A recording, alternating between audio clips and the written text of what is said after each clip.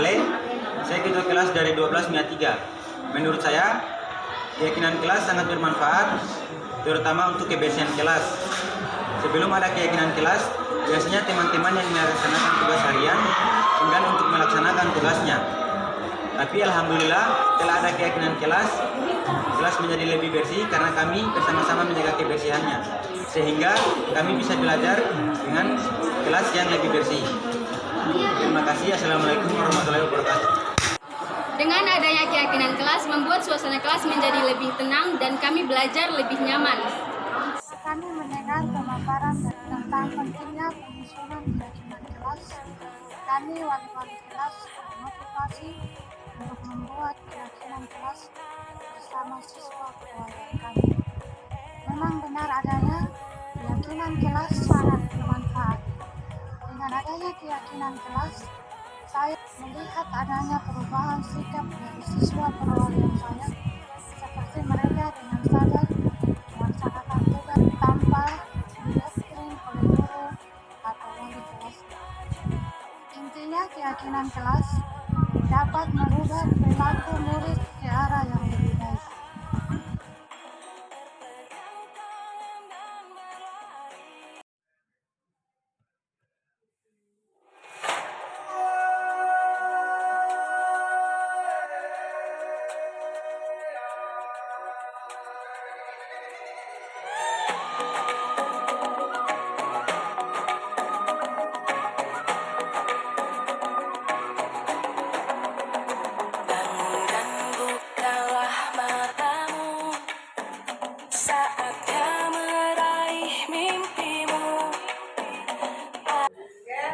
Kita berjumpa lagi di semester 2. Sebelum kita laksanakan pembelajaran di semester 2 ini, saya ingin kalian semua bersama saya tentunya kita membuat yang namanya keyakinan kelas. Keyakinan kelas ini adalah kebiasaan baik yang tentunya untuk membuat kalian belajar dengan nyaman. Kalian bisa bayangkan bagaimana impian kalian tentang kelas yang nyaman, supaya kalian bisa senang belajar. Ya. Nanti sebentar saya berikan kertas notes. Kalian tuliskan semua apa yang menjadi keyakinan kalian, yang menjadi usulan kalian, supaya kita sepakati bersama. Setelah itu kita tempel di kelas kita, ditandatangani oleh ketua kelas dan wali kelasnya. Oke ya? Bisa dipaham? Bisa. Oke, ini saya bagikan kertas notes. Kalian bisa tuliskan di sini ya. Oke, silakan ditulis ya. Silakan ditulis apa yang ingin kalian inginkan untuk kenyamanan kalian belajar di kelas ini. Betul nanti.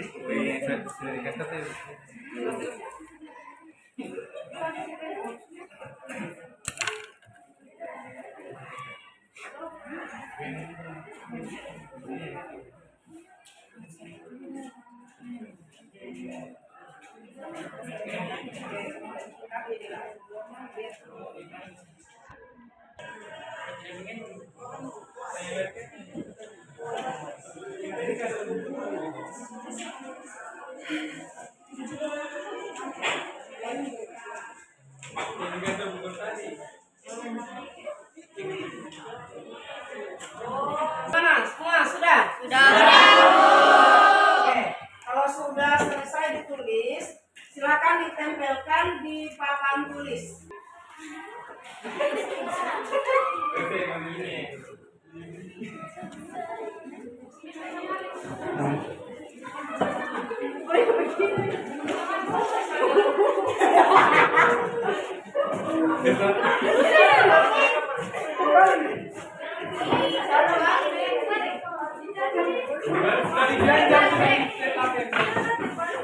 Jangan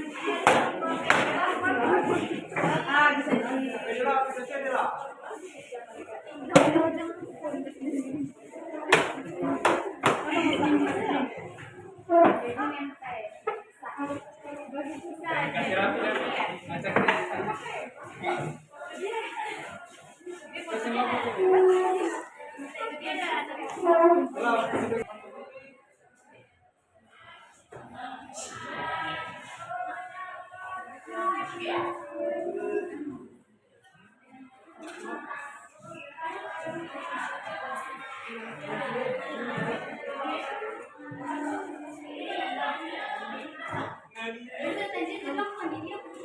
orang yang menuliskan nanti apa yang rangkuman dari saran-saran kalian ya.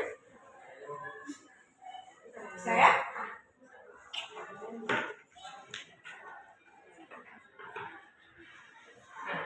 jadi judulnya nanti keyakinan kelas 12 Mia 3. Bekerja sama membersihkan kelas, kemudian selalu menjaga kebersihan kelas. Ini tujuannya sama ya? Tujuannya sama, kira-kira bagaimana redaksi kalimat yang bagus? Jadi yang pertama, bekerja sama menjaga kebersihan kelas. Bagaimana, setuju? Oke. Kelas tepat waktu. Masuk kelas tepat waktu. Boleh ya? Boleh. Setuju tidak? Masuk kelas tepat waktu. Yang kedua, tadi apa yang kedua? Masuk kelas tepat waktu. Ya, masuk kelas tepat waktu.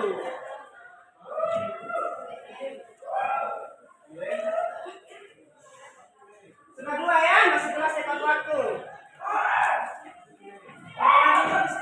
Pakaian yang ada sesuai dengan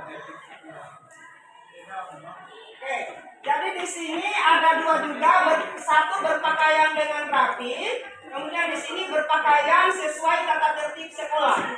Jadi ini juga tujuannya sama, tujuannya sama ya? Mungkin bisa kita padukan juga menjadi berpakaian rapi sesuai dengan tata tertib sekolah. Kita sambung saja ya. Tiga, berpakaian rapi sesuai tata tertib sekolah. Setuju ya? Ini setuju tidak? Setuju. Oke, masih ada?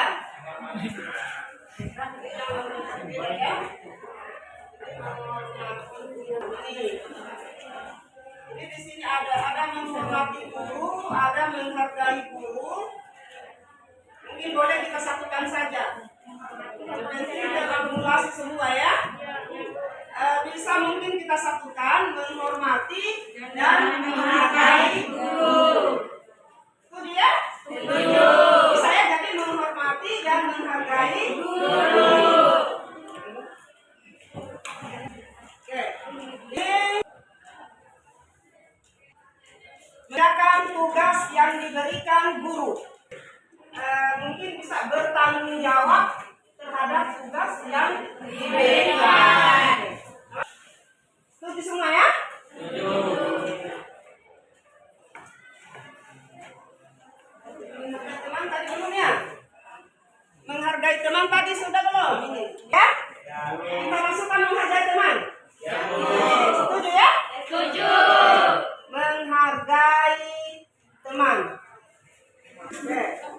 Jadi ini tadi setelah dirangkum apa yang kalian tuliskan, kita sepakati ada 7 keyakinan kelas kita. Yang pertama, bekerja sama menjaga kebersihan kelas. Yang kedua, masuk kelas tepat waktu. Kemudian yang ketiga, berpakaian rapi sesuai tata tertib sekolah. Jadi kalau misalnya tata tertib sekolah hari Senin sampai hari Rabu pakai putih abu-abu, ya putih abu-abu dan rapi. Itu juga hari Jumat. Tulisannya itu. Hari Jumat pakai sentuhannya. Hari Sabtu pakai rambutan. Itu sesuai tata tertib sekolah. Yang kelima, menghormati dan menghargai guru. Saya kira untuk menghormati dan menghargai sudah dipahami bagaimana menghormati dan menghargai guru ya. Kemudian bertanggung jawab terhadap tugas yang diberikan. Tanggung jawab terhadap tugas. Kalau diberikan tugas dikerjakan. Kemudian menghargai teman. Kalau kalian bertanda tangan semua, mungkin akan muat ya.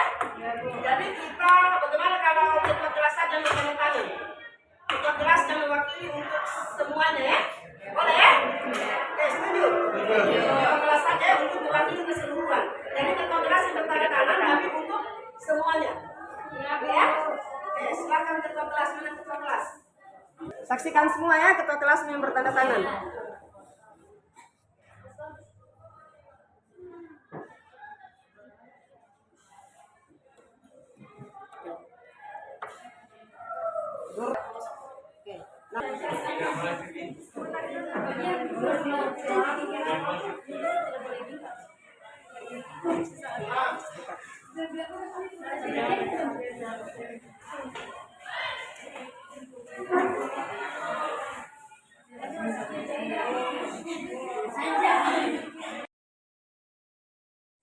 Ini tadi kita sudah buat keyakinan kelas kita. Di sana sudah ditempel, sudah ditandatangan oleh kelasmu, dengan kelas ketua kelasmu, supaya setiap saat masuk kelas mungkin dibaca dulu supaya selalu diingat. Oh ternyata kita sudah sepakati seperti ini. Kalau kita sudah sepakati, diupayakan untuk dilaksanakan. Gitu ya. Mudah-mudahan karena terbiasa kita laksanakan setiap hari, maka akan terbiasa secara terus menerus. Sehingga bisa menghasilkan yang namanya budaya positif. Karena budaya positif itu sangat penting untuk diterapkan di sekolah. Ya, jadi untuk hari ini kita belajar. Pertemuan berikutnya, insya Allah kita belajar seperti biasa. Jadi hari ini kita hanya membuat keyakinan kelas karena waktu kita setelah selesai sudah habis.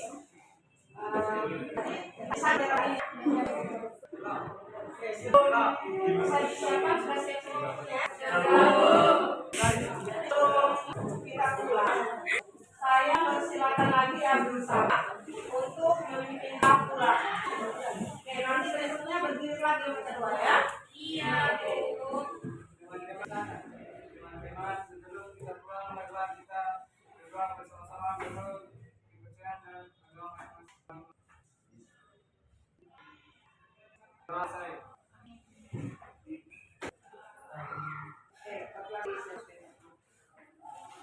Satu, dua. Memberi salam. Assalamualaikum warahmatullahi wabarakatuh. Tiga.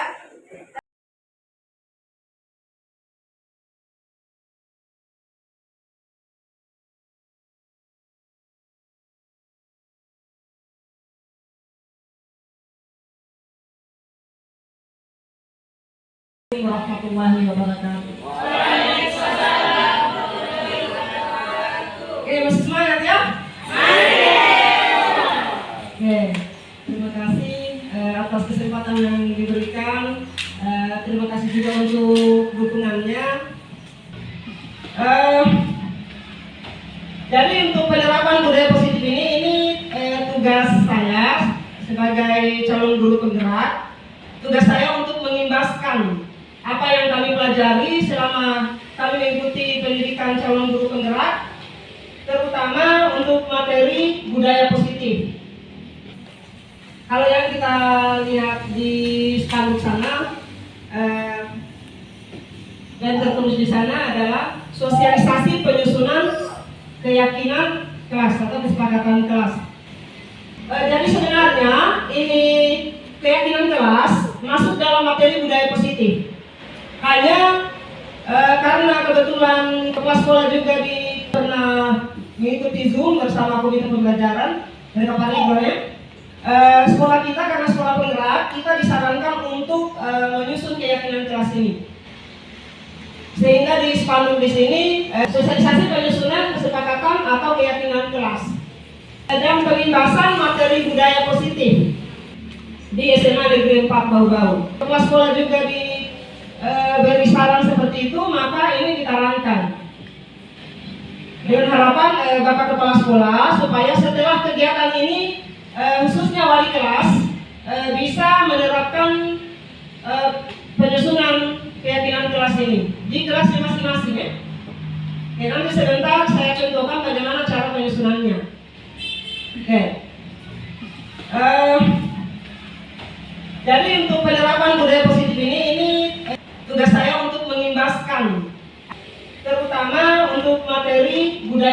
positif. Oke. Di materi budaya positif, di materi budaya positif ini ada beberapa materi kunci. Jadi konsep kunci budaya positif. Yang pertama, perubahan paradigma belajar. Yang kedua, disiplin positif. Yang ketiga, motivasi perilaku manusia. Dengan kelas.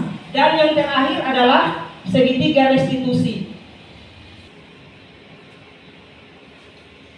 Oke. Yang pertama, kita masuk di materi perubahan paradigma belajar. Oke.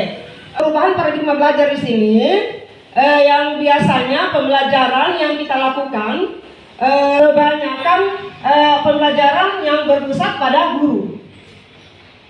Tahu maksudnya apa pembelajaran yang berpusat pada guru? Guru yang lebih aktif di dalam kelas. Sebenarnya pembelajaran sekarang itu tidak perlu lagi guru yang aktif sendiri. Kita memberi kebebasan kepada siswa, mereka belajar secara mandiri dengan tentunya dengan tuntunan kita, arahan kita. Sesuai dengan filosofi Ki Hajar Dewantara bahwa guru itu ibarat seorang petani dan murid sebagai bibit tanaman. Jadi bisa diartikan di sini bagaimana kita sebagai petani, sementara murid kita sebagai bibit tanaman. Kalau kita tanam padi, kita seorang petani, kalau kita menanam padi, tidak mungkin hasilnya atau tumbuhnya menjadi jagung. Begitu juga sebaliknya, kalau kita tanam jagung, tidak akan mungkin tumbuh menjadi padi. Apa maksudnya ini? Jadi di sini guru diibaratkan seorang petani. Tugasnya petani di sini apa?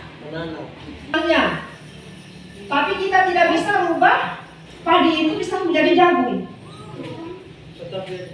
Tetap dia akan tumbuh menjadi padi. Begitu juga murid kita. Mereka kan bawa karakternya masing-masing, sifatnya masing-masing, kodrat alamnya mereka bawa. Jadi kita tidak bisa merubah kodrat alam itu karena sudah kodrat yang mereka bawa. Tidak bisa lagi kita rubah. Tugasnya kita hanya merawat mereka, menuntun mereka. Jadi tugasnya guru itu hanya menuntun segala kekuatan kodrat yang ada pada anak-anak agar mereka mencapai keselamatan dan kebahagiaan yang setinggi-tingginya, baik manusia sebagai manusia maupun sebagai anggota masyarakat. Jadi tugasnya kita guru tadi hanya menuntunnya, merawat mereka. Jadi mereka bawa kodratnya masing-masing. Di sekolah kita ini kita sudah banyak mempraktekkan contoh dari perubahan paradigma belajar ini, yaitu pembelajaran berdiferensiasi. Jadi pembelajaran berdiferensiasi kan siswa belajar sesuai dengan gaya belajar masing-masing. Jadi kita tidak bisa lagi memaksakan bahwa anak-anak mencatat atau anak-anak praktikkan ibu guru menjelaskan. Perubahan paradigma belajar ini yaitu dari pembelajaran yang berpusat pada guru menjadi kita ubah ke pembelajaran yang bersifat pada yang berpusat pada peserta didik. Kemudian kita lanjut di disiplin positif. Disiplin positif ini sebenarnya ini sudah hal yang akan diubah, hal yang menjadi kunci utama dari budaya positif ini. Namanya budaya kan pasti namanya pembiasaan, ya, kebiasaan. Pembiasaan yang dilakukan secara terus-menerus itu pasti akan menjadi sebagai budaya, akan menuju menjadi budaya. Apa yang dibiasakan di sini? Yang dibiasakan itu salah satunya adalah disiplin positif. Disiplin positif adalah pendekatan mendidik anak untuk melakukan kontrol diri dan pembentukan kepercayaan diri.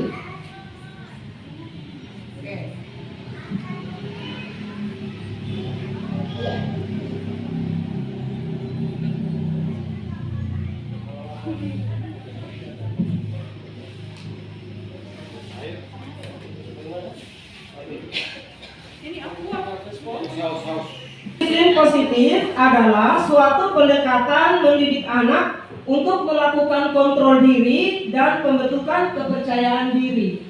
Jadi disiplin di sini proses mendidik anak supaya mereka bisa mengontrol dirinya, supaya mereka bisa percaya dirinya. Itu disiplin positif. Kemudian siswa yang memiliki disiplin positif akan memiliki motivasi internal yang tinggi.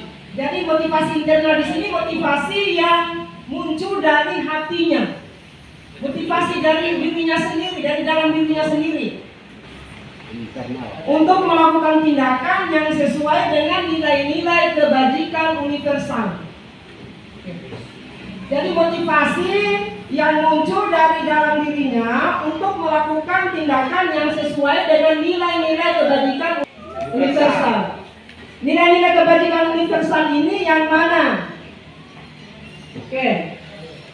Nilai-nilai kebajikan universal itu adalah sifat positif manusia yang merupakan tujuan mulia yang ingin dicapai setiap individu. Oke. Kalau pembelajaran sekarang, nilai-nilai kebajikan universal ini dia masuk pada karakter profil pelajar Pancasila. Untuk profil pelajar Pancasila ini ada beriman dan bertakwa kepada Tuhan Yang Maha Esa dan berakhlak mulia, kemudian berkebinekaan global, bergotong royong, mandiri, bernalar kritis dan kreatif. Kalau yang ini kita sekolah penggerak ini sudah tidak asing lagi dengan istilah profil pelajar Pancasila. Jadi ini tidak perlu lagi dijelaskan satu persatu karena ini kan kita sudah pernah dijelaskan ya sama komite pembelajarannya kita pada saat kita IHT implementasi kurikulum merdeka. Ya.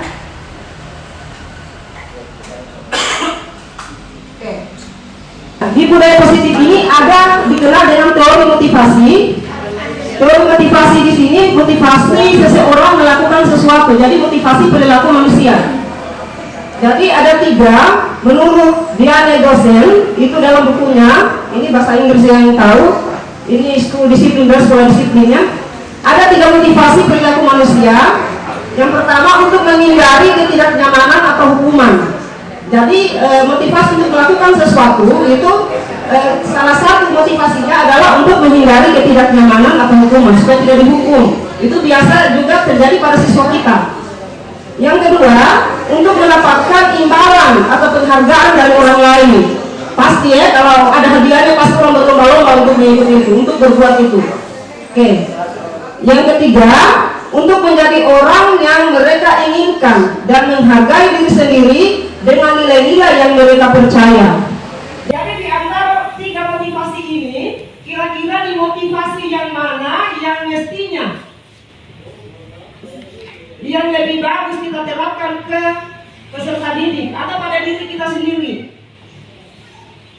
Bagaimana menurut teman-teman? Kalau motivasi pertama itu untuk menghindari ketidaknyamanan atau hukuman. Kira-kira ini ada kelemahannya tidak? Ada kelemahannya karena dia melakukan tindak disiplin hanya karena takut hukuman. Iya. Betul sekali ya.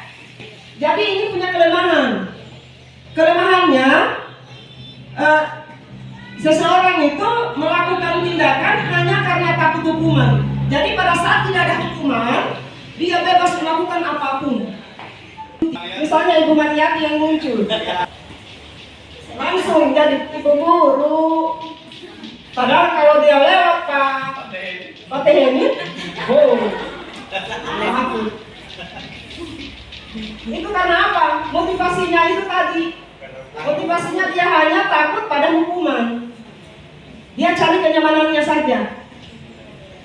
Oke, motivasi yang kedua untuk mendapatkan imbalan atau penghargaan dari orang lain. Bagaimana? Ini ada kelemahannya juga tidak? Ada kelemahannya. Kelemahannya Cari muka, Iya. untuk dipuji orang cari muka saja. Ya, betul ya, hanya untuk cari muka, hanya untuk dipuji. Jadi melakukan sesuatu itu hanya untuk pujian ya. Hukuman dan penghargaan itu dia bersifat sementara saja. Motivasi sementara yang dilakukan anak untuk melaksanakan kewajibannya. Oke. Jika ini terus-menerus diberikan, akan mematikan kreativitas dan motivasi sesungguhnya dari dalam diri anak. Jadi kita tanamkan juga ke peserta didik kita supaya mereka menghindari motivasi ini. Oke. Motivasi yang ketiga untuk menjadi orang yang mereka inginkan dan menghargai diri sendiri dengan nilai-nilai yang mereka percaya. Oke. Ini yang memunculkan, yang melahirkan motivasi dari dalam diri sendiri, motivasi dari diri sendiri. Bagaimana Bu kalau ada nilai-nilai yang menurut salah seorang siswa bahwa itu adalah nilai-nilai yang positif, tapi secara umum bagi orang itu bukan nilai yang positif, bagaimana? Saya menanggapi pertanyaan dari Pak Taufik tadi bahwa jika ada seseorang yang menganggap suatu nilai itu nilai yang baik, sementara secara umum atau orang lain menganggap bahwa nilai itu adalah nilai yang tidak baik. Oke, ini kita kembali lagi ke kodrat tadi, kodrat alam. Misalnya di SMA Negeri 4 Bau-Bau ini kan siswanya kita berasal dari berbagai daerah ya. Oke. Biasanya saya contohkan itu budaya joget. Saya contohkan budaya joget. Joget kalau dalam agama Islam, atau kalau menurut murid yang tumbuh dalam lingkungan agama yang ketat, yang taat, itu menganggap bahwa joget itu adalah nilai-nilai atau tindakan yang tidak benar karena melanggar norma agama. Tapi bagi sebagian orang, bagi orang yang memang berasal dari daerah yang joget itu merupakan budayanya, merupakan budaya di daerahnya. Misalnya, saya contohkan di Pasar Wajo. Di Pasar Wajo itu setiap acara tidak pernah tidak ada jogetnya, karena itu sudah merupakan budaya. Ya, karena dengan acara itu dia dapat meningkatkan rasa kekeluargaan. Jadi di sana joget itu dianggap nilai-nilai yang biasa saja, yang benar, yang tidak melanggar. Seperti itu. Jadi kita kembali lagi ke budaya ya. Budaya tergantung kita menyikapi. Contohnya tadi kita di SMA Negeri 4 Bau-Bau, ada siswanya kita yang gemar joget, ada yang kita bawa itu salah. Nah, sementara mereka bertahan bahwa itu tidak masalah. Nah, itu tergantung kita dari guru bagaimana cara menyikapi itu. Kita mungkin bisa memberikan semacam pengertian kepada temannya yang menganggap bahwa tindakan yang dilakukan itu salah, acara joget tadi itu salah. Mungkin kita bisa kasih pengertian bahwa kalau di daerahnya si A ini joget itu merupakan budaya mereka yang yang biasa mereka lakukan dan tidak melanggar norma agama, karena di sana jogetnya bukan joget seperti yang kita tonton di televisi itu.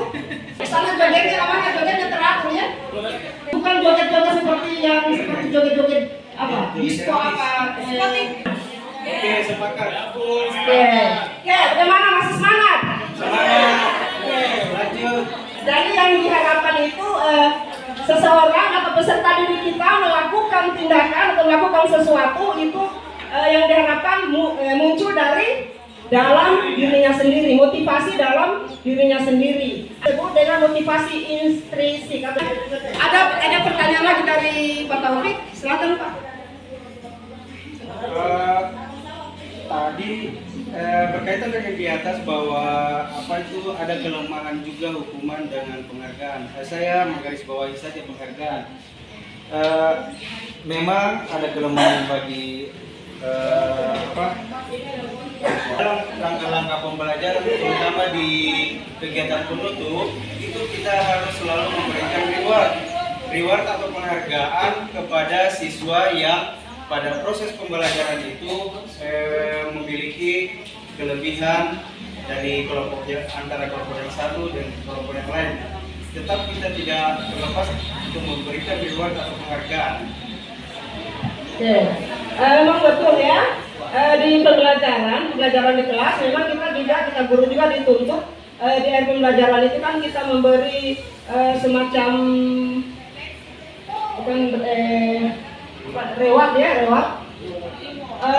Sebenarnya reward di sini dia tidak, kan bisa saja rewardnya diberikan dalam bentuk mungkin kata-kata pujian atau tenang bagus ya, atau kita kasih aplaus seperti itu untuk memotivasi mereka. Oke, kita lanjut ya. Gimana? Semangat! Kita lanjut lagi di materi berikutnya, kebutuhan dasar manusia. Oke, ini juga merupakan materi kunci dari budaya positif. Kan ada kaitannya dengan tindakan seseorang ya. Orang melakukan sesuatu karena dia punya kebutuhan. Oke. Motivasi tadi bisa juga karena adanya kebutuhan. Seseorang melakukan pelanggaran misalnya juga bisa mungkin karena kurangnya kebutuhan yang dia inginkan itu tidak tercapai. Oke. Ada 5 kebutuhan dasar manusia. Ada 5 kebutuhan dasar manusia. Kebutuhan dasar yang pertama tadi kebutuhan bertahan hidup, sudah dijelaskan bahwa kebutuhan bertahan hidup itu kebutuhan makan, kesehatan, biologis, merasa aman, itu kebutuhan bertahan hidup ya. Dan merasa aman juga masuk di kebutuhan bertahan hidup. Karena kalau tidak aman kan, kalau misalnya kita tinggal di tempat-tempat yang tidak aman, itu bisa juga kehidupan kita juga tidak bisa bertahan, bisa kita pindah. Nah, seperti itu. Contoh ya. Kemudian kebutuhan merasa diterima. Kebutuhan merasa diterima di sini merasa diterima oleh keluarga, merasa diterima oleh suatu kelompok, atau seperti kita di sini. Kalau kita guru, kalau kita merasa tidak diterima di sekolah itu pasti perasaan kita tidak nyaman ya. Kita tidak nyaman. Jadi kita juga butuh diterima di suatu lingkungan. Ya. Kemudian kebutuhan yang kebebasan tadi, kebutuhan membuat pilihan. Contoh misalnya peserta didik kita yang belajar di kelas. Untuk sekarang ini kan kita sudah terapkan itu berdiferensiasi. Mereka belajar sesuai pilihannya mereka, sesuai dengan gaya belajarnya mereka. Oke. Kemudian yang terakhir kebutuhan akan kekuasaan itu kebutuhan diakui kehebatannya. Itu tadi saya contohkan kalau orang kan biasa juga ingin selalu menjadi seorang pemimpin, seorang yang mau menguasai teman-temannya. Jadi dia kebutuhan yang dia inginkan itu kebutuhan penguasaan. Jadi ingin diakui kehebatannya, tidak merasa terkontrol. Jadi bisa jadi saya berikan contoh siswa kita yang kemarin siswa yang berkelahi itu bisa jadi itu mereka melakukan pelanggaran karena ini tadi kebutuhan akan penguasaan tadi itu tidak terpenuhi. Kenapa seperti itu? Karena mereka ingin menunjukkan bahwa mereka hebat. Maka ya, dengan berkelahi dengan temannya, mereka menunjukkan kehebatan mereka. Jadi dengan menunjukkan kehebatannya, mereka akan merasa dikenal oleh teman-temannya, atau merasa dikenal oleh guru-gurunya, bahwa oh ternyata si A ini hebat, jago. Oke. Seperti itu ya. Oke, kita lanjut.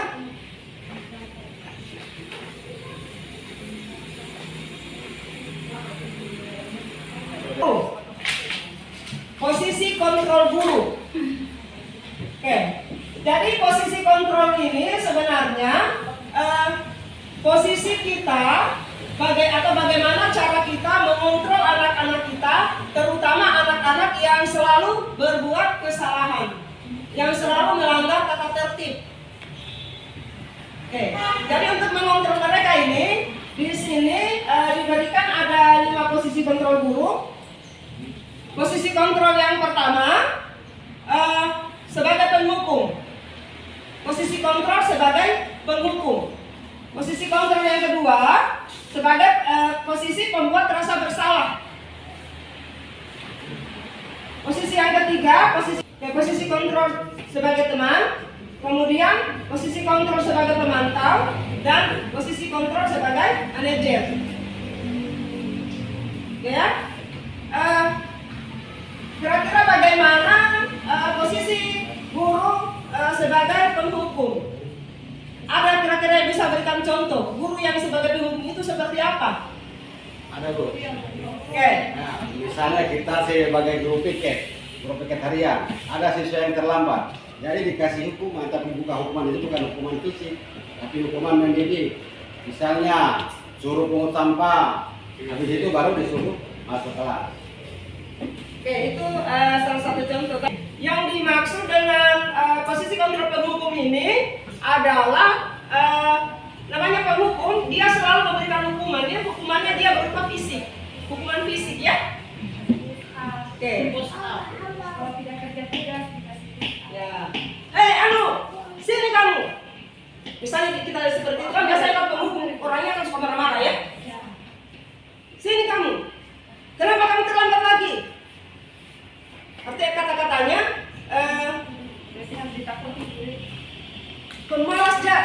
pemalas sekali jadi anak. Oke, di sana. Keliling lapangan 7 kali biar kapok sekalian. Tiap hari kerjanya yang terlambat. Seperti itu ya. Jadi di penghukum ini dia gurunya cenderung apa? Galak ya? Galak. Dia berperasa keras. Oke. Kita lihat bagaimana ciri-ciri dari ke-5 posisi kontrol ini. Posisi kontrol sebagai penghukum. Posisi kontrol sebagai penghukum. Biasanya gurunya nada tinggi ya. Nada tinggi ya. Kemudian menghargai. Malas sekali jadi anak. Seperti itu ya. Kemudian menunjuk-nunjuk. Kamu ini tiap hari terlambat terus. Oke. Kemudian membentak. Hukuman berupa fisik maupun psikis. Fisik ya, fisiknya itu mungkin disuruh disuruh push up, disuruh lari keliling lapangan. Seperti itu. Baru larinya juga sampai 10 kali mungkin atau 7 kali. Seperti itu ya. Kalau secara psikisnya ini jelas lah. Kalau kita sudah dihukum seperti itu pasti psikis kita juga merasa terhukum. Ganggu juga ya, tidak enak juga. Seperti itu. Oke. Dampak dari posisi penghukum ini, murid cenderung memberontak. Sudah memberontak ya, karena jengkel kita kasih hukuman terus. Oke. Kemudian murid akan menyimpan dendam. Pasti dia dendam, terutama guru yang suka menghukum. Terutama sama guru yang suka menghukumnya. Itu pasti dia simpan terus dendamnya. Kemudian yang ketiga, tidak menyukai guru atau mapel yang diampu. Jadi kalau misalnya Pak Kasman sudah hukuman, menghukum anak-anak, pasti dia tidak suka pelajaran ekonomi. Masuk lagi Itu. Contoh ya. Apalagi kalau pelajarannya susah-susah, Kristiani, matematika. Menghukum lagi. Bukan hanya gurunya yang tidak disuka, tapi pelajaran yang diambil juga dia tidak suka. Dia malas belajar matematika. Trauma. Gitu ya. Kita lihat posisi kontrol berikutnya, yaitu posisi kontrol pembuat merasa bersalah. Oke. Ciri dari pembuat rasa bersalah ini, biasanya gurunya dia berbicara dengan tenang ya, tenang. Kemudian lembut. Namun kata-kata yang diutarakan membuat murid menjadi orang yang gagal. Memandang buruk dirinya sendiri merasa tidak berharga dan tidak sanggup membahagiakan orang lain. Misalnya begini, misalnya dia sampaikan bahwa kenapa sih kamu terlambat terus? Kamu tidak kasihan ya sama ibu, tidak kasihan sama saya. Umpamanya wali kelasnya yang menegur ya, umpamanya wali kelas, tidak kasihan sama ibu. Hanya gara-gara kamu, ibu selalu dimarahi kepala sekolah. Nanti kepala sekolahnya menganggap bahwa saya tidak bisa mendidik kamu. Itu bagaimana? Jadi dia menciptakan rasa bersalah kepada wali kelasnya. Atau bagaimana kalau ditahu orang tuamu, tidak kasihankah kamu sama orang tuamu? Kalau dia datang di sekolah, disurati di sekolah hanya karena kelakuanmu, kan kasihan orang tuamu. Jadi dia tujuannya menciptakan rasa bersalah anak supaya apa kesalahan yang dia lakukan atau pelanggaran yang dilakukan itu dia tidak akan lakukan lagi. Tapi sebenarnya itu tidak juga bisa menjamin ya, tidak bisa menjamin bahwa kesalahan yang sama dia tidak akan lakukan juga. Sama dengan penghukum tadi ya. Oke. Di dampak dari posisi membuat rasa bersalah ini, itu murid akan merasa bersalah dan akan menyimpan emosi negatif itu dalam dirinya. Nah, emosi negatif, artinya emosi negatif ini emosi yang itu rasa tidak percaya diri tadi. Emosi yang negatif ya, emosi yang tidak baik. Saya sudah gagal membahagiakan orang tua saya, atau sudah gagal membahagiakan wali kelas saya, atau menyenangkan wali kelas saya. Seperti itu emosi negatif. Kemudian murid akan merasa rendah diri karena merasa selalu gagal ya. Seperti itu. Kemudian posisi berikutnya, posisi teman. Jadi guru dia berposisi bagaimana caranya dia berteman dengan siswa. Cirinya gurunya ini selalu akrab ya, akrab dengan siswa, akrab dengan siswanya. Jadi biasanya gurunya ramah, terus suara guru ramah, kemudian cenderung bersenda gurau atau akrab ya. Bersenda gurau dia bertanya itu seperti bertanya main-main, bertanya terhadap temannya. Kemudian murid akan senang, aman dan akrab dengan guru, jelas ya. Murid akan senang karena dia merasa disayangi oleh gurunya, karena dia berteman dengan guru. Kemudian identitas yang tercipta adalah identitas sukses namanya ya. Identitas sukses di sini berarti dia berhasil ya. Dia merasa dia sudah bisa menyelesaikan masalahnya tadi, pelanggarannya tadi. Padahal ini tidak benar ya, tidak benar karena itu masih motivasi ya, dorongan eksternal, bukan dorongan dari dalam dirinya, internalnya ya. Dia melakukan sesuatu yang benar karena itu tadi, karena temannya ya, karena di belakang guru temannya tadi dia pasti akan melakukan kesalahan yang sama, kesalahan lain lagi ya, kesalahan yang lain. Dia hanya taat kepada guru yang bersangkutan yang dianggap temannya. Itu dampaknya ya. Jadi murid akan ketergantungan pada guru tertentu, dia ketergantungan. Kemudian yang berikutnya, murid akan berperilaku baik hanya pada orang-orang tertentu, hanya pada orang-orang yang dianggap temannya. Ya. Kita lanjut, mesti semangat ya. Semangat. Oke. Posisi berikutnya yaitu posisi sebagai pemantau atau monitor. Oke. Posisi pemantau di sini cirinya guru memiliki bahasa tubuh dan ekspresi wajah yang datar dan cenderung formal. Jadi dia ekspresinya datar, tidak akrab, kemudian tidak marah, nah, dia formal ya, datar, biasa saja. Kemudian guru menerapkan murid berdasarkan peraturan atau konsekuensi.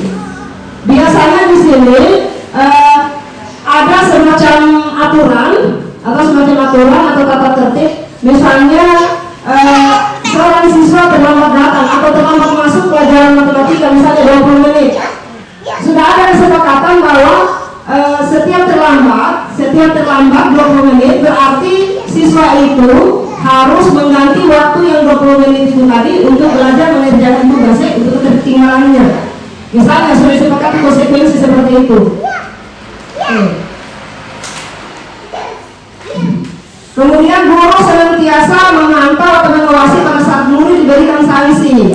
Jadi di posisi memantau ini masih tetap ada sanksi, tapi seperti yang disampaikan Pak Zarudin tadi, sanksinya di sini dibilang sanksi mendidik.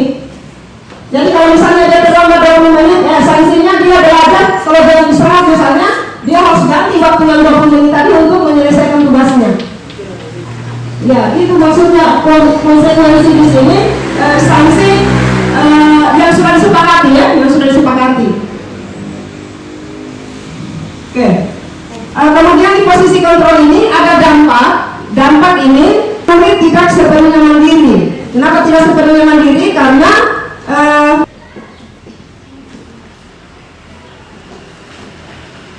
dia butuh dikontrol ya. Kalau sudah diberikan sanksi selesai kemudian dia tidak mandiri karena selalu dicoba dikontrol. Nah di sini salah satu cirinya juga ini posisi pemantau ini, ciri yang paling utamanya ini adanya konsekuensi tadi. Dan dalam menjalankan konsekuensi itu siswa tidak bisa dilepas ya, dia harus dikontrol. Jadi mereka bisa tidak mandiri karena selalu mengharapkan kontrol dari guru. Oke.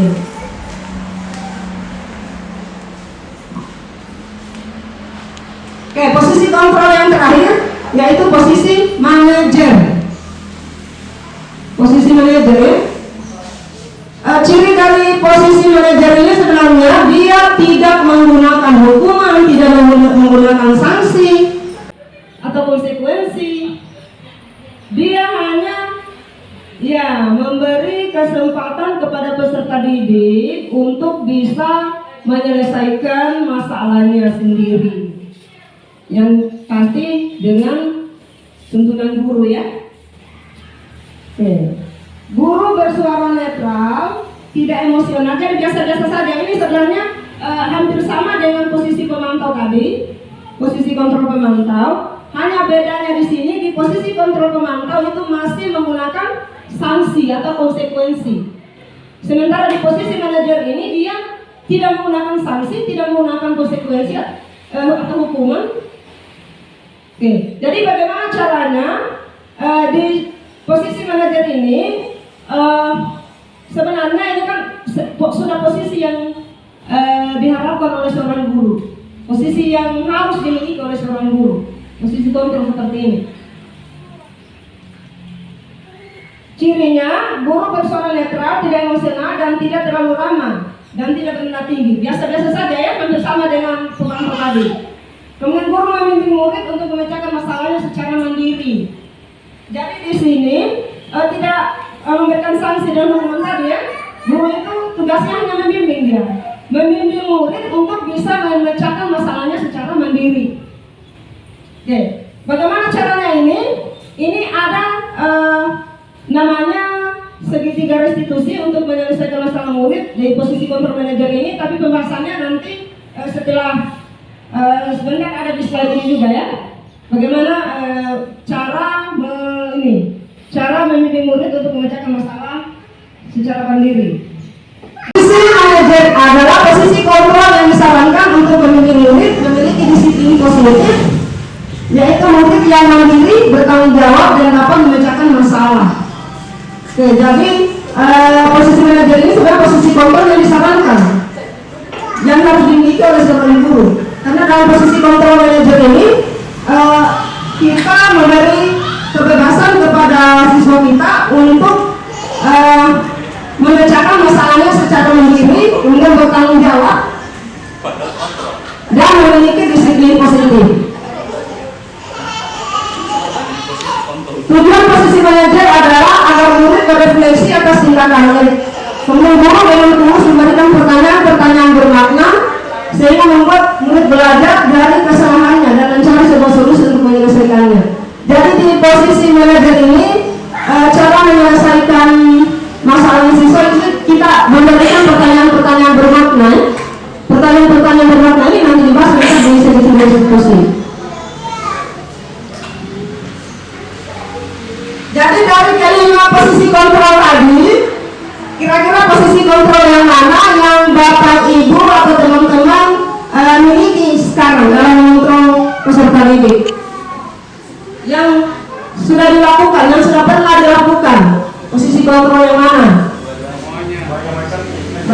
jalannya. Penghukum mungkin sudah pernah. Ya, tergantung situasi ya. Kalau mungkin situasimu tidak baik, mungkin penghukum akan berjalan. Jadi tergantung kondisinya guru ya. Tapi disarankan kita seorang guru itu posisi kontrol yang kita harus miliki itu, yang kita harus terapkan adalah posisi kontrol manajer. Ya, bukan penghukum memberi hukuman kan kasihan kalau kita dibilang kejam sama murid-murid. Ya, tahu bukan? Oke, masih semangat ya, semangat.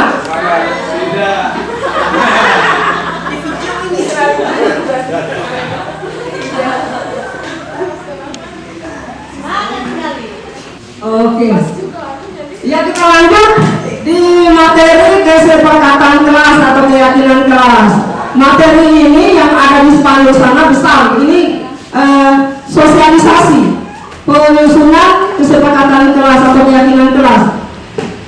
Jadi setelah memahami ini diharapkan para wali kelas itu seperti sarannya Bapak Kepala Sekolah untuk menerapkan apa yang didapat hari ini tentang menyusun keyakinan kelas. Ya, keyakinan kesepakatan kelas atau keyakinan kelas itu salah satu penerapan disiplin secara terus-menerus yang mengacu pada nilai-nilai kebajikan yang kita sudah bahas yang lama tadi. Itu yang dapat menciptakan budaya positif adalah dengan membangun atau menyusun kesepakatan atau keyakinan kelas. Jadi kalau disiplinnya dilakukan secara terus-menerus, bagaimana caranya supaya dilakukan secara terus-menerus, bukan hanya pada saat-saat tertentu. Mungkin pasti dibutuhkan ada yang namanya kesepakatan kelas. Kita sepakati sehingga kesepakatan itu dilakukan setiap hari. Kalau sudah dilakukan secara terus-menerus, pasti akan tercipta budaya positif. Jadi salah satu cara itu yaitu menyusun kesepakatan atau keyakinan kelas. Oke. Kesepakatan disusun dan dikembangkan bersama-sama antara guru dan murid. Jadi kesepakatan kelas ini disusun, dikembangkan bersama ya di dalam kelas antara guru dan muridnya. Oke. Kemudian kesepakatan kelas berisi beberapa aturan untuk membantu guru dan murid bekerja bersama membentuk kegiatan belajar yang efektif. Jadi kesepakatan kelas itu isinya kira-kira kiat-kiat apa supaya di kelas itu kita bisa belajar, mereka bisa belajar dengan nyaman. Kita juga guru mengajar dengan nyaman, dengan aman dan tenang. Oke.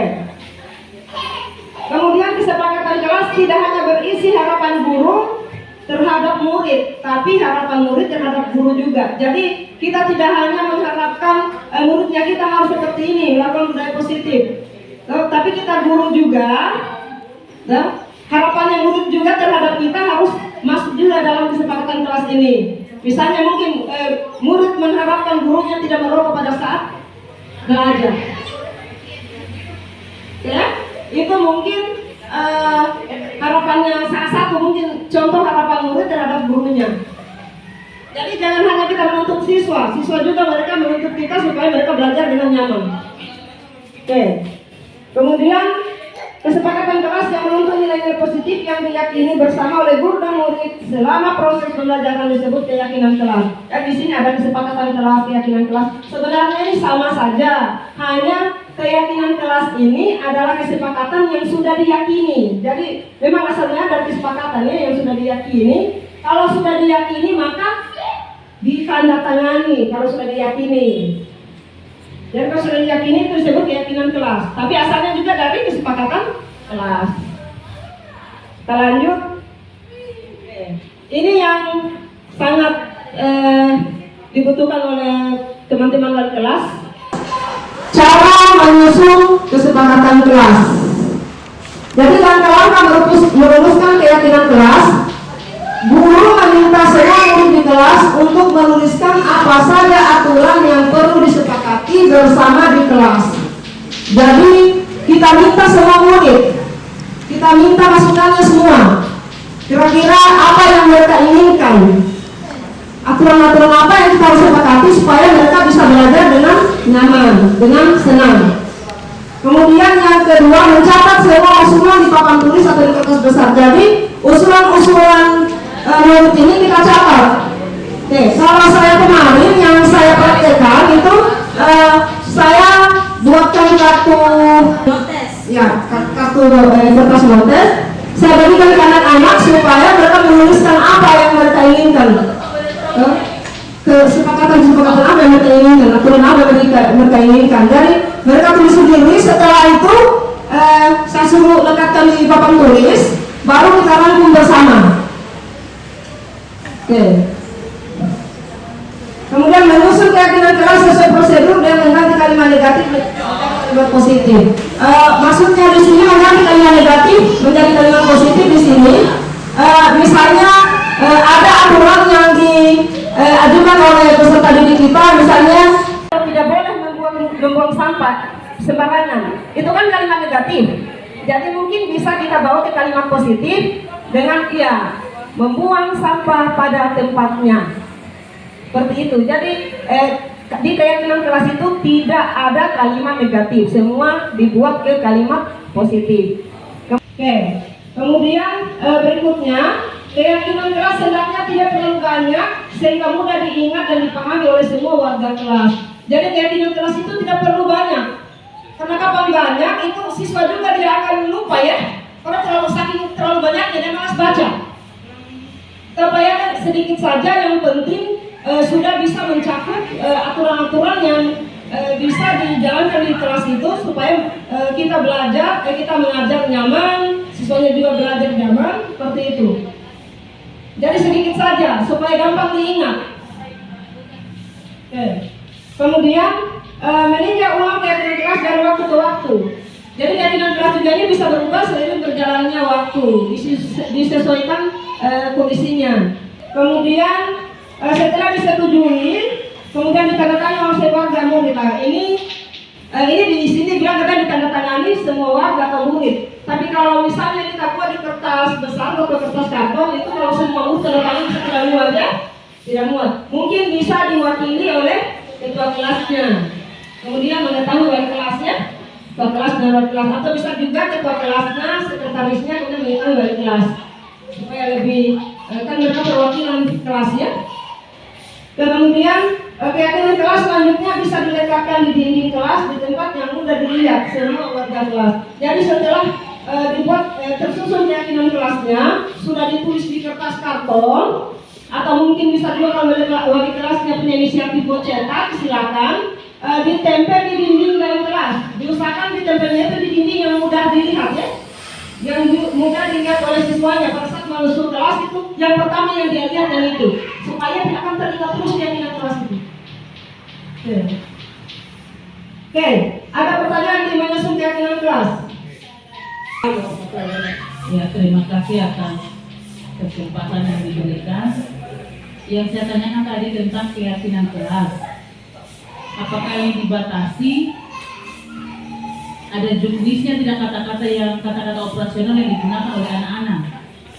Jangan sampai sembarangan anak yang menulis, harusnya ada patron untuk kata-kata operasional yang mereka tulis tentang keyakinan kelas ini.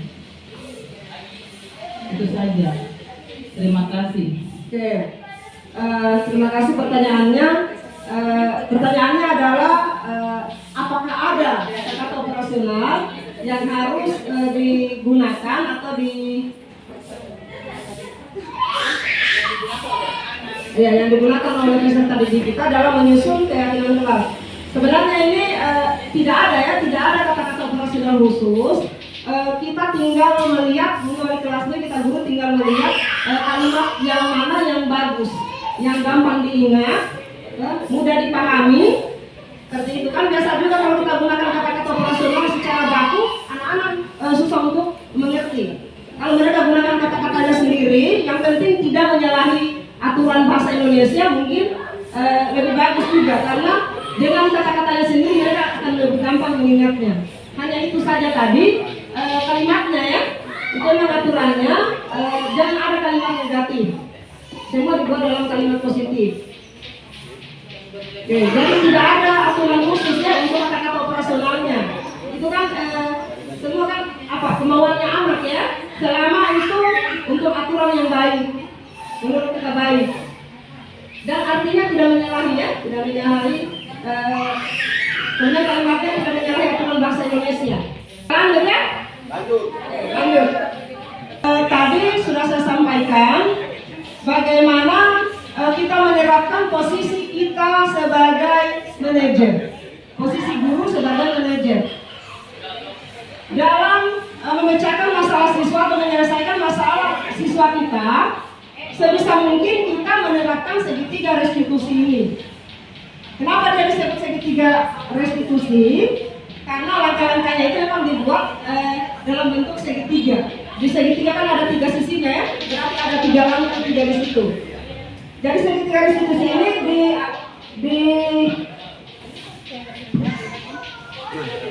jadi kita lihat dulu. Restitusi adalah proses menciptakan kondisi bagi murid untuk memperbaiki kesalahan mereka, sehingga mereka bisa kembali pada kelompok mereka dengan karakter yang lebih kuat.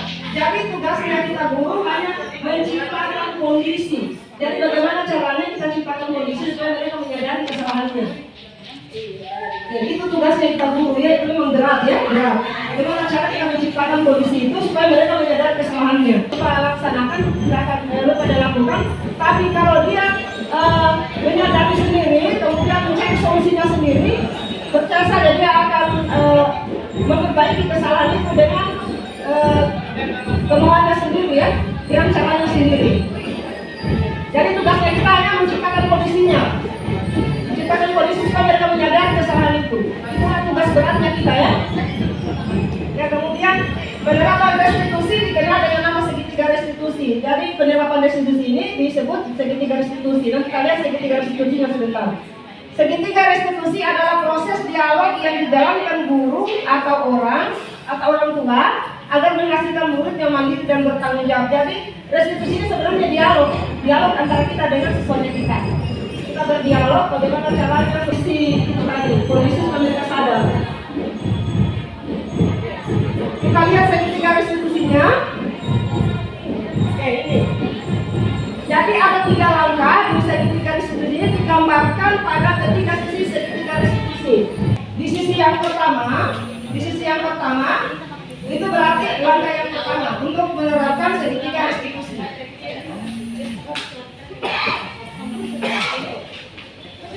Jadi langkah yang pertama itu adalah ini, menstabilkan identitas. Di sisi yang pertama ya, menstabilkan identitas. Kemudian di sisi yang kedua, validasi tindakan yang salah. Kemudian di sisi yang ketiga, menanyakan keyakinan. Jadi ada 3 langkah. Langkah yang pertama kita stabilkan dulu identitas. Di tahap menstabilkan identitas ini mungkin misalnya ada sesuatu yang berbuat salah atau berpelanggaran. Kita jangan langsung mengkritik ya, jangan langsung mengatakan bahwa kamu salah. Tidak seperti itu. Ya bagaimana cara kita menciptakan kondisi supaya mereka menyadari kesalahan itu? Ya sadar sendiri. Misalnya, semua orang pasti berbuat salah. Saya juga, atau ibu guru juga pernah berbuat salah. Jadi seakan-akan apa yang kita sampaikan itu mereka tidak merasakan keyakinan ini. Misalnya ini, setiap orang pasti pernah melakukan kesalahan. Kesampaian semua orang supaya dia tidak takut bahwa ada salah ya. Dan melakukan kesalahan kita sampaikan. Semua orang pasti pernah melakukan kesalahan. Saya juga pernah melakukan kesalahan. Ibu pernah juga melakukan kesalahan. Atau kamu melakukan kesalahan ini pasti karena ada penyebabnya atau ada penyebabnya.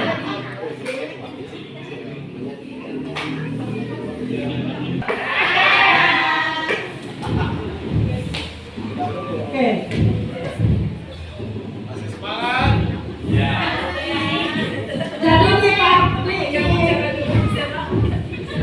Jadi di langkah menstabilkan identitas ini, kita stabilkan identitas mereka supaya mereka tidak merasa bersalah ya, tidak merasa bersalah. Kita sampaikan bahwa berbuat kesalahan itu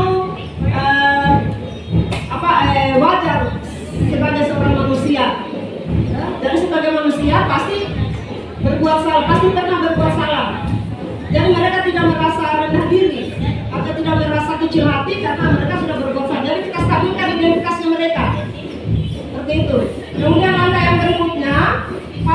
tindakan yang salah.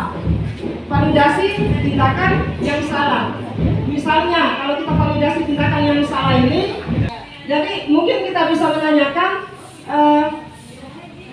ya untung saja kamu hanya lakukan seperti itu. Bagus kamu hanya lakukan seperti itu.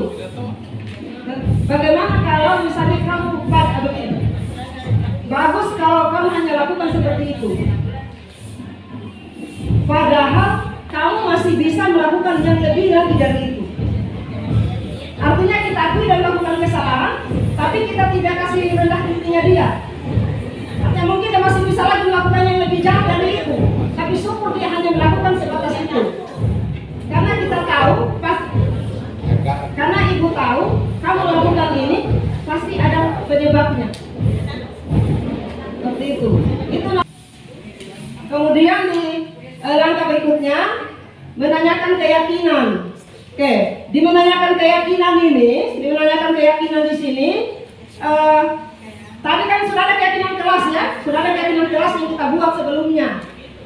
Jadi pada saat mereka melanggar, itu tinggal kita tanyakan pada mereka. Kita tanyakan kira-kira apa yang kamu lakukan sekarang sesuai dengan keyakinan kelas tidak.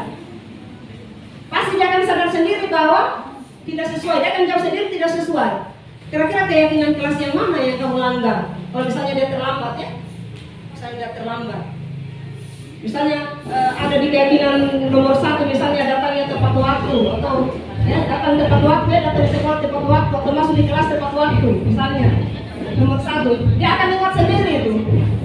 Kira-kira yang kamu lakukan hari ini sesuai dengan keyakinan kelas kita tidak? Pasti dia bilang ingat tidak sesuai. Keyakinan mana yang kamu langgar? Dia akan sadari sendiri.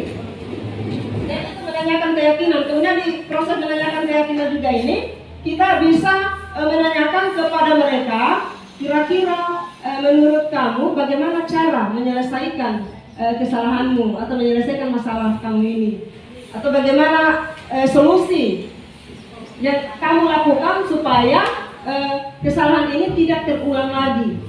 Jadi kita menawarkan ke mereka, memberi kesempatan mereka untuk memikirkan sendiri bagaimana solusi yang mereka ambil supaya kesalahan yang dia lakukan atau pelanggaran yang dia lakukan sudah tidak akan terulang lagi. Jadi solusi itu kita hanya menawarkan, mereka yang mencari solusi sendiri.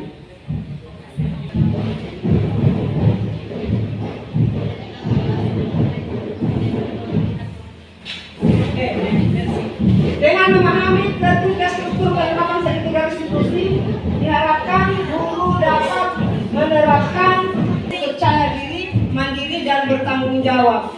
Jadi kalau kita sudah berposisi sebagai manajer, kemudian kita terapkan segitiga restitusi, itu tujuannya adalah membuat percaya diri murid, kemudian mandiri, kemudian bertanggung jawab.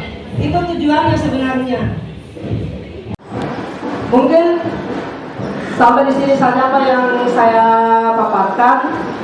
Semoga apa yang dipaparkan tadi bisa dipahami dan bisa diterapkan di sekolah kita. Terutama tadi di menyusun keyakinan kelas, diharapkan para wali kelas supaya segera